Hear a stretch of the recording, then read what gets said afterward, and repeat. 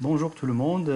Aujourd'hui, nous allons vous présenter une initiation sur le logiciel Inspire pour faire un tutoriel sur l'optimisation topologique. Donc, pour cela, je vais commencer avec une pièce simple comme celle-là. Donc, une pièce avec on peut dire des trous. Pour la fixation ici, les quatre trous, et un alisage ici où on va appliquer des efforts. Donc pour faire l'optimisation topologique sur cette pièce-là, il faut d'abord qu'on définit le matériau de notre pièce qui sera par défaut dans ce cas-là on peut dire pardon, ça sera l'acier par défaut. Et une fois définir le matériau, il faut penser à définir comment dire les conditions limites qu'il faut appliquer sur cette pièce là. Donc avant d'appliquer tout ce qui est conditions limites, il faut définir d'abord les surfaces fonctionnelles de cette pièce. Nous, on va considérer que notre pièce il sera encastrée sur les quatre trous ici. Et on va appliquer un effort sur l'alisage qui se trouve dans ce coin-là. Donc pour ce faire, il faut d'abord définir l'espace de conception. C'est l'espace où le logiciel va travailler pour définir notre pièce optimisée. Et l'espace de non-conception, sont les zones où on va appliquer les conditions aux limites et les efforts. Donc ces zones-là, ils ne vont pas être modifiées par le logiciel. Donc pour cela, pour faire définir ces zones de non-conception, je vais aller ici dans géométrie. Je clique sur partition. Donc je viens là, je définis la première zone où on va appliquer notre effort. Je vais garder 3 mm pour celle-là. Et ensuite, je fais pareil pour les autres zones. C'est 3 mm chacun. Je valide mes modifications. Et là, on peut dire que j'ai fait des partitions des zones de conception et de non-conception. Il faut juste faire un clic droit et définir que cette zone-là qu'on voit ici en rouge, c'est la zone de conception. Et tout ce qui est en gris, ce sont les zones de non-conception. Donc là, à ce moment-là, il me reste qu'à appliquer, excusez-moi, appliquer mes efforts. Donc, je vais aller sur structure. Je vais choisir, on peut dire, un support. Je vais le mettre ici, un autre support ici, un troisième ici, et enfin un quatrième ici. Je valide les différentes supports.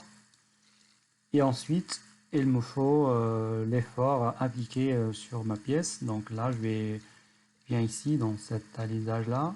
Je vais ajouter un effort, par exemple, on peut dire de 1 kN. Je fais, on peut ajouter un autre effort si on veut sur la direction X. Là, on a fait un effort sur la direction Y, mais on peut ajouter un autre, par exemple, dans le même endroit, mais cette fois-ci dans la direction, on peut dire moins X dans ce cas-là. Donc, Je clique Entrée, c'est bon. Donc là, j'ai défini mon problème, on peut dire. Mais on remarque que ce problème, il est géométriquement symétrique. Donc, et aussi, au niveau de support et des efforts, on peut considérer que le problème aussi, il est symétrique. Donc, pour cela, pour pouvoir trouver une optimisation qui est symétrique des différents côtés de notre pièce, on peut ajouter cette contrainte-là de symétrie en cliquant sur Options de fabrication et en choisissant la première qui concerne la symétrie. En cliquant là-dessus, en choisissant la pièce, là on remarque qu'il y a 3 plans de symétrie qui s'affichent. Donc moi je vais supprimer celui-là, je garde que les deux autres qui représentent une symétrie quasiment parfaite. Donc une symétrie de problème et une symétrie de géométrie. Donc je valide tout ça. Donc voilà, mon problème il est défini là. Donc l'étape suivante, c'est de définir ce qu'on appelle les objectifs de l'optimisation. Donc pour faire ça, il faut aller dans la partie optimisation ici, en haut à droite. Je clique là-dessus. Donc là, je peux nommer ma pièce ou ma optimisation comme je veux. Donc là, moi, je vais garder, je vais par exemple le nommer Tuto 2. Donc le type de l'optimisation qu'on est en train de faire, c'est une optimisation topologique. Il y a bien évidemment, il y a d'autres types d'optimisation, mais moi, dans cette vidéo, je vais me focaliser sur la partie optimisation topologique. Donc là, pour l'objectif de l'optimisation, on peut soit maximiser la raideur, ou maximiser la fréquence, ou minimiser la masse. Donc pour maximiser la raideur, là on regarde qu'il y a des contraintes qu'il faut définir, par exemple le taux de masse qu'il faut garder, c'est-à-dire là il est choisi à 30% par exemple, il est choisi par défaut.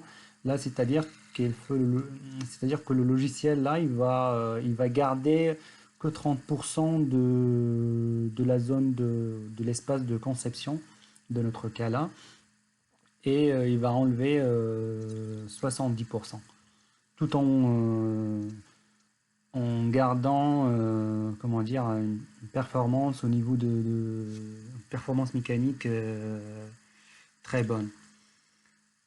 Donc dans ce qui va suivre, moi je vais choisir comme objectif la minimisation de masse.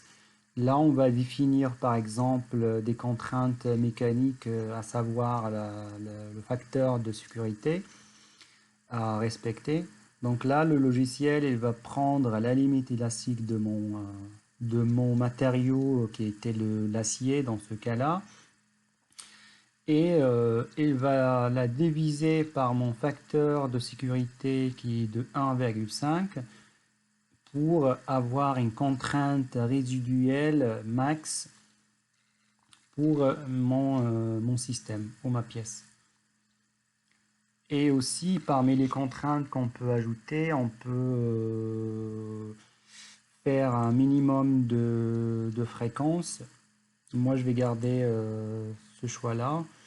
Et aussi, on peut choisir une contrainte d'épaisseur. C'est l'épaisseur minimale de différents éléments que je vais avoir après l'optimisation. Donc, par exemple, moi, je vais lui demander de me garder 10 mm comme épaisseur minimum. Donc une fois faire ça, on peut lancer le calcul de logiciel en cliquant sur exécuter. Donc je lance le calcul et on se voit dans quelques instants.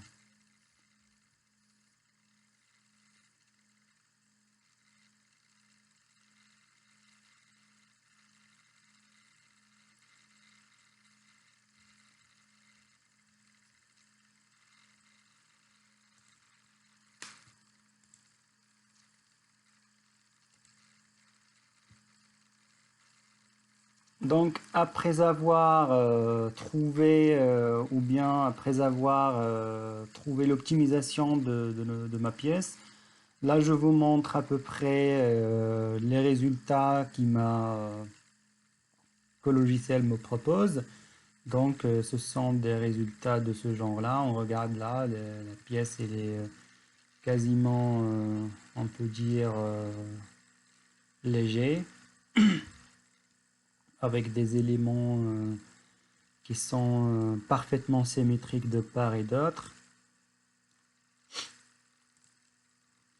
Donc là, sur la partie optimisation, il y a cette partie de topologie où je peux encore diminuer la distribution de la masse, mais ça sert à rien d'avoir une pièce de ce genre-là, donc il va certainement ne pas tenir aux différents efforts appliqués. Moi, je vais garder une pièce comme ça qui est plus ou moins performante. Donc, pour vérifier la performance de ma pièce, je peux faire une analyse rapide en cliquant sur cette partie-là. Donc là, j'attends un peu quelques secondes pour avoir les résultats de cette analyse. Donc en gros, il va chercher les contraintes, la concentration de contraintes, et il va m'afficher où se trouvent les zones avec une contrainte maximale.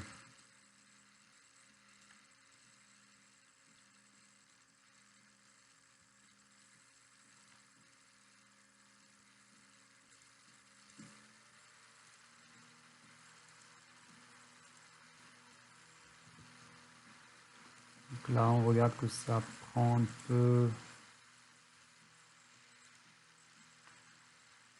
de temps. On attend un petit peu pour avoir les résultats. Je regarde que là, il avance pas bien. Donc, ce que je vous propose, je vais arrêter la vidéo et je vais la relancer une fois, voir les résultats.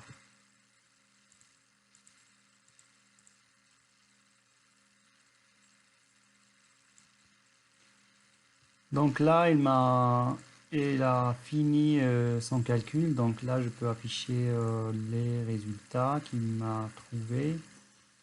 Donc là, il m'affiche le déplacement max. Je peux faire... moi, ce qui m'intéresse, c'est plutôt la contrainte devant Mises. Là, on regarde que la contrainte devant Mises max, elle se situe dans ces zones-là, comme on regarde là. Et je crois que de l'autre côté, c'est pareil, parce que c'est... ouais, dans ce coin-là. Donc une concentration de contrainte ici, de l'autre côté. Elle est de l'ordre de 180 mégapascales. C'est la contrainte max. Donc on peut vérifier, tout ça en, comment dire, en cherchant la limite élastique de notre matériau, et calculer bien évidemment le coefficient de sécurité, et vérifier s'il cale bien avec le coefficient de sécurité qu'on a choisi au départ. Donc là, si je passe au facteur de sécurité, là si je descends à peu près, en descendant, je vais perdre la matière, ce qui est justifié, ou ce qui est... là, si je passe en dessous de 1,5, je trouve rien. Donc là, ce qui confirme que ma pièce elle est bien évidemment à un facteur de sécurité de 1,5. Là, si je monte, je vais avoir de la matière en augmentant le coefficient de sécurité. Donc voilà ma pièce qui c'est pas comment dire un modèle final, c'est un modèle qu'il faut retravailler dans notre logiciel de conception, par exemple CATIA ou SolidWorks. Sinon, on peut bien évidemment comment dire on peut générer un modèle en PolyNURBS en cliquant sur cette icône là. Donc là, il va me générer un modèle qu'on appelle PolyNURBS. C'est une génération automatique. Sinon, il y a une autre méthode, c'est de générer ces PolyNURBS manuellement pour avoir comment dire un modèle bien fait. Sinon, la génération automatique, ça peut faire le travail aussi. Donc on attend ici la génération de notre modèle PolyNURBS. Ça prend un peu de temps pour être généré. Pardon. Donc, le logiciel est en train de calculer. Donc voilà comment dire, le modèle final de ma pièce qui ressemble à une pièce comme ça, qui est performante mais avec une masse réduite. Donc c'était tout pour cette vidéo. Donc merci pour votre attention et à la prochaine.